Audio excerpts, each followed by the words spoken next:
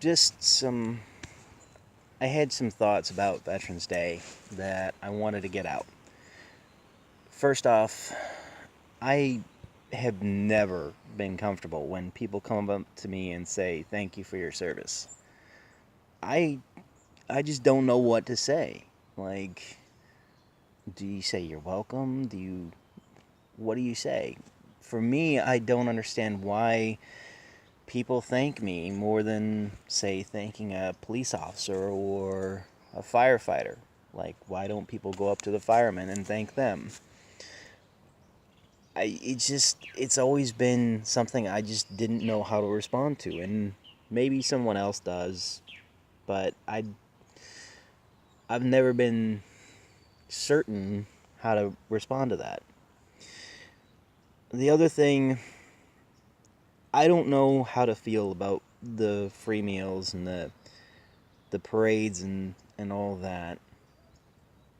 I get that I've done things that very few people in this country ever can or ever will do.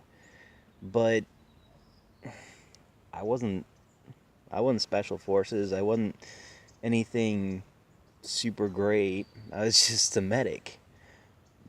I did my time and did 2 tours, and you know, I can say that I've done some cool stuff, but by the same token, why does that make me special? I mean, if you calculate it out, I spent 6 years in the army, and calculating it out, that's about a fifth of my life.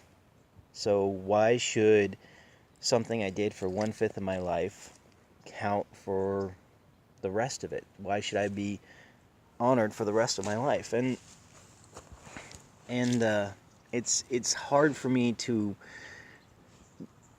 really fathom the idea of the VA disability and the VA healthcare. I mean, why do I get that for something that I did for only 6 years?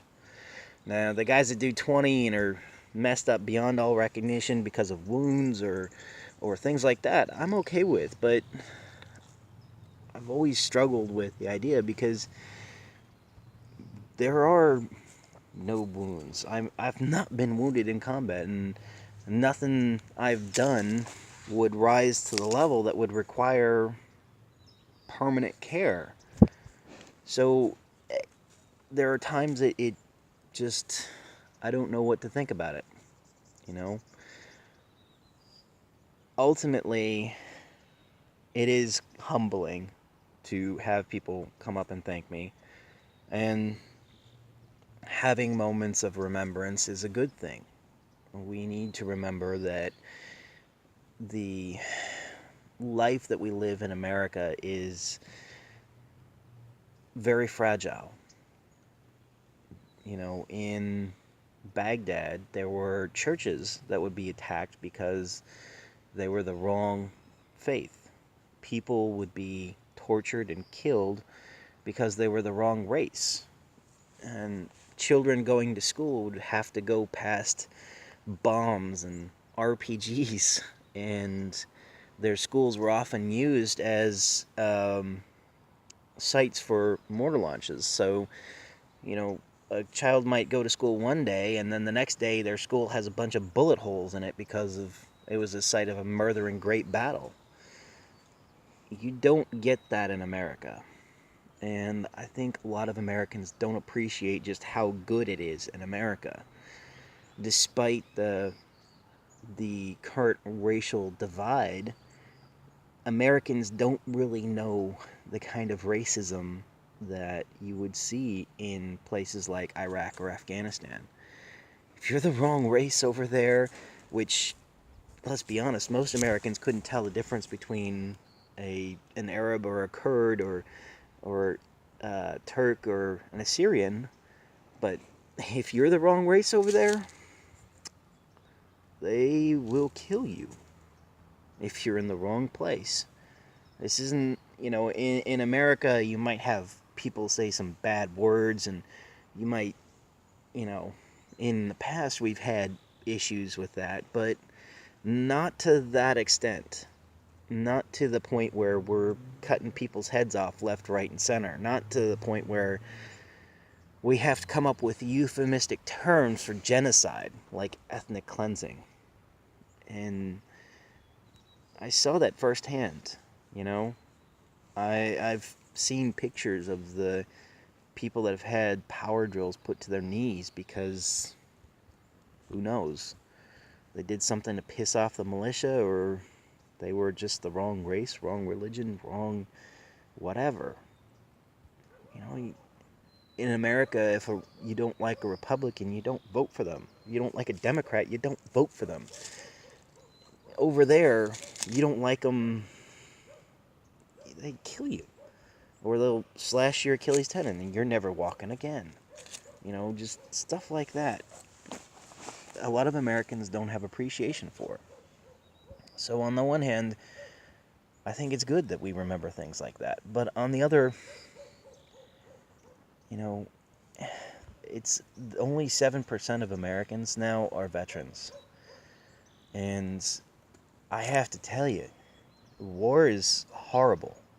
It's disgusting, it's filthy, and you see things that you wish you could forget. And it stays with you every day of your life. It shouldn't be something you just get over. The problem is that we have so few people in America that are invested in what's going on. Right now, we are still at war in Afghanistan. We are still at war in Iraq. And the entire Arabian Peninsula is about to explode. We have troops that are there in Eastern Europe, and, Putin's getting frisky. We have troops that are on the Korean DMZ, and, Kim Jong-un is getting frisky. We have potential wars brewing all over the world, and there's only this very thin green line keeping the peace.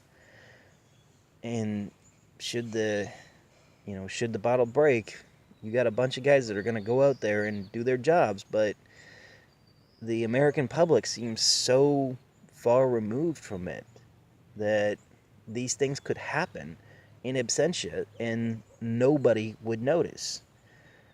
Right now we have troops, probably the next year or two, we're going to have troops that were born after 9/11 fighting in Afghanistan.